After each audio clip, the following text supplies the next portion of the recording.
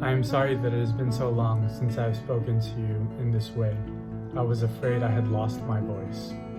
In truth, something worse has happened. I was losing my humanity.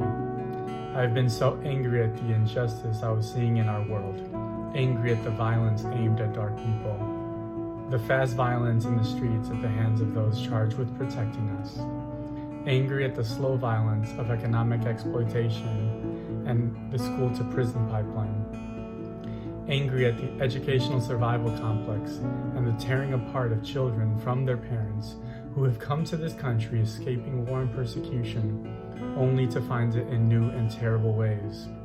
Angry at the greed of men that can end world hunger at any moment, but choose not to because of the belief that only the hardworking deserve to receive, and the lie that the poor and common person does not work hard to receive the scraps they survive on. I am still angry, but by the patience and understanding of my teachers both outside and inside, I have returned to my humanity. I have returned to seeing the humanity in others as well as in myself. I have asked myself what it means to be truly human, what it means to matter. I have listened to the words of those that love this country so much but feel that it does not love them back. I count myself among them. I have asked myself, how can I ask others to love unconditionally when their basic human rights and needs are not being met, and have not been met since the birth of this country? And I understand their hate. But hate is not a human nature. It is the abandonment of it. I remember the first time I hated, the moment my older brother was taken from me. It was an accident and a careless one. My hate was not born out of the involuntary killing itself, but rather her refusal to claim responsibility for the act and to apologize to my family for it. This made me feel less than human. When we are made to feel like less than human, we begin to lose the natural love in our hearts, and we make room for hate. No matter how justified that hate is, we lose something when it enters us. We lose our ability to see others as human.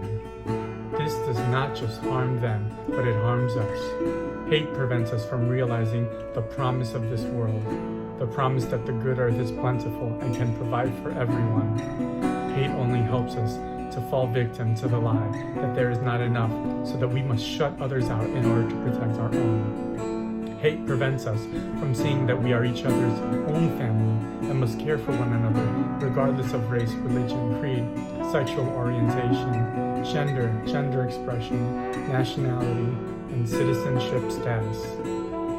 Deep down, we are all good. We want what is best for our children, friends, family, and community. We want equality and the opportunity for all to have good work and to enjoy life and help others to enjoy it. The evil that is preventing us from this dream of prosperity does not come from those that live in engineered poverty, but from those that have engineered that poverty.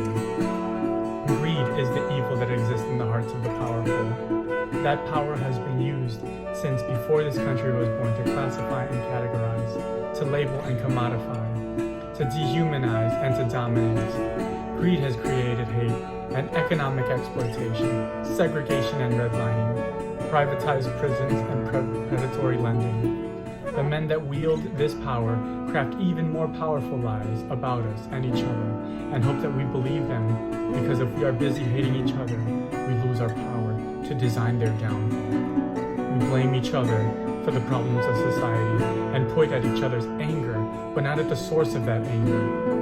We may soon find a vaccine to cure the virus that has taken hundreds of thousands of lives around the world, unnecessarily through the greed and not the ignorance of these unnatural men. But what will the vaccine for the greed that exists in the hearts of these same men be? What will be the action that accompanies our thoughts and prayers? When will those charged to serve and protect join those they serve and protect to stand against the systematic injustice that they are unethically called to maintain?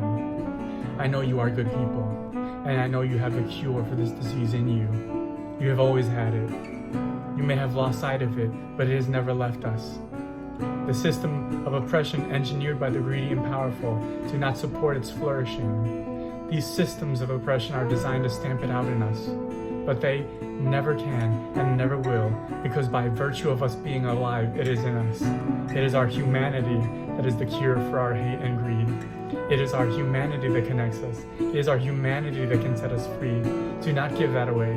Do not give to these tyrants and evil men that which makes you human. Do not give away your desire for peace to these unnatural men. Do not let the fear that they manifest take away your ability to love those that are most marginalized. For it is our humanity and love that they fear most. Do not let the machine that they operate make you feel powerless. The economic machine that bleeds our children dry, that leeches their energy, their genius, and passion for learning and replaces it with information and compliance, with false promise of prosperity. A machine that keeps workers perpetually working from paycheck to paycheck, so that those at the top can enjoy the fruits of their labor.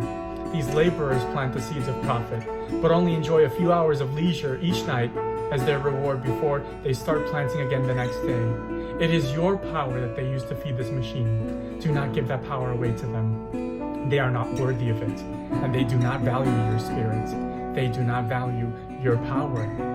You have the ability to create beautiful things, to love unconditionally. You have the power to build spaces of healing and organize for justice. Even now, there are those that gather together under the common goal of humanity and mattering. Even as I read this on Labor Day 2020, there are those that refuse their labor until there is justice. Justice that has escaped us too long. Justice that we were promised since we were little. We were told that we would be protected and that we would thrive if we worked hard and cared for each other.